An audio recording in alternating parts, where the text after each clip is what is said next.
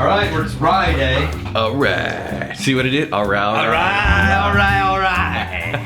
Welcome to the Whiskey Vault. I'm Rex. I'm Daniel. This is from patron saint Ben Stahl. Ben Stahl, you magnificent bastard. I said patron saint.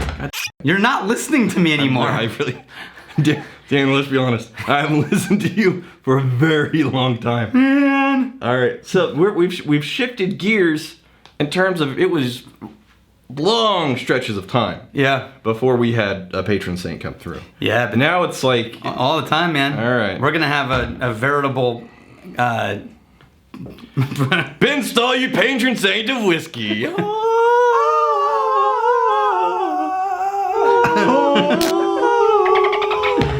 right. We'll have a veritable plethora of patron saints. Too many fancy words. Do you know what a plethora means? Smacks of effort. It's like a cornucopia. El guapo, I do not know what a plethora means. How can you say we have a plethora of something if you do not know what a plethora is? That is nice on the nose. Here's what's funny. Between Sazerac and Rittenhouse, two budget ryes. This is a budget rye? Yeah, I think we have. I think they are what started to bring back the rye revolution because they started to be put back into. Now Sazerac never quit being made into cocktails. This is a budget at 45%. Yeah. Yeah. So here's the thing. It's rare you see a budget. Buffalo Trace makes this now, and Sazerac is named after a New Orleans rye whiskey that was used in a drink called the Sazerac. Oh, and eventually that's where I've heard the word. And Sazerac. Eventually the Sazerac rye became the name of the rye, put it into the Sazerac cocktail. Okay. It's the first branded cocktail. Okay, what is a Sazerac? What's the cocktail? Oh, shoot. The Sazerac rye... My mind just went totally blank. No, it's not a mistake. I'm gonna look it up because I don't want to get it wrong because I've made these. Should that say more days now? I don't know. You're in charge of days. Well, he looks that up. Whiskey Golfer. Are you still planning on doing a crowdsourced Irish list, or was that a passing thought that got lost in the shenanigans? Both. Alright, so a classic Sazerac cocktail originally started with brandy as the main ingredient, then became rye whiskey, which is where this is. Then you mix it with absinthe and sugar, and possibly a lemon peel for garnish. So I couldn't remember what absinthe was a thing I couldn't remember. I'm getting like clove spice. Yeah. Clove spice and a little bit of citrus in it. Pier 1. Pier 1. This is classic Pier 1. Pier 1 potpourri. Yeah. Yeah, you walk into Pier 1, you walk past those wicker baskets with the leaf things piled into them. It's like an imported furniture store. Yeah. And accessories. Which makes sense for New Orleans. That really... I'm not getting pickle, I'm not getting black licorice. Here's what's funny about it. I actually can picture and feel being in New Orleans in a speakeasy and like walking into a back room to consult with some... slightly sketchy voodoo personality, and you push through like the beaded curtains. Right. You know, you can smell, and this is what you smell. Yeah, I really like. And then afterwards, they read your palm and things like that. I'm excited that this is considered a budget. Are you sure about this? Yeah. Because you don't see 45% budget whiskeys that often. No, I'll tell you right now. Okay. All right. Sazerac rye, $30. All right. That's pretty budgety. Damn, all right, I'm going in. Yeah. Oh, yeah. The nose is exactly...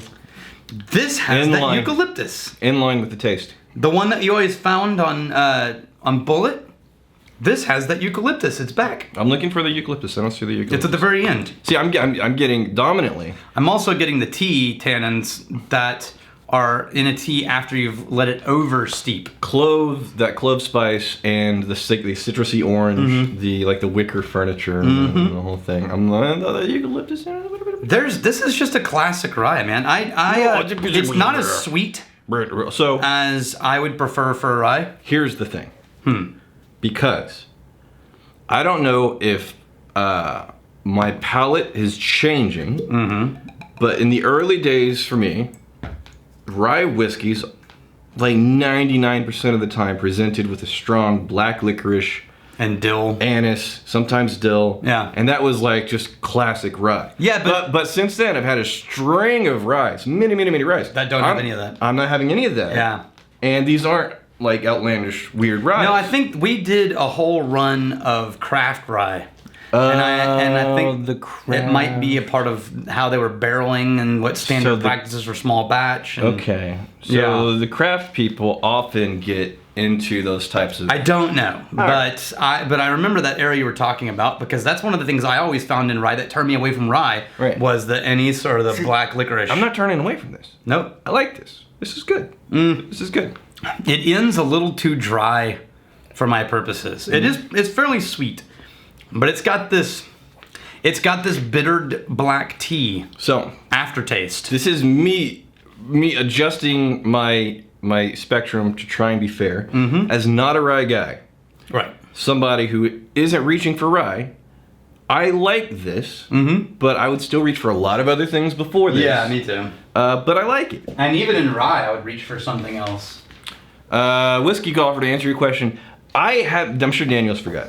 I'm, doing all of the non-review content. I've kind of planned that. I know it's been many, many, many weeks. Haven't forgotten about it. We literally haven't had a moment to sit down and put our game plan together for that episode. For the sourced Irish list. The sourced Irish list. Like, what are your top Irishes?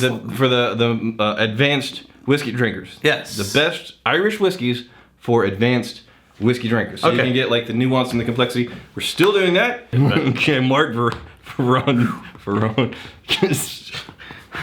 How close are you guys to already outgrowing the new distillery? Yeah, we outgrew it. It's done. After they poured the concrete. Right. Honestly, here's the thing. Like, we were calling in favors to even get this thing off the ground. Yeah. And I'm standing on the concrete thinking, this is not big enough.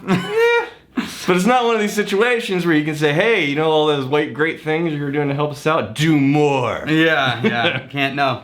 We already did. Our plan B is we move the barrel aging to another location, which we can legally do to make the back room only production and no aging.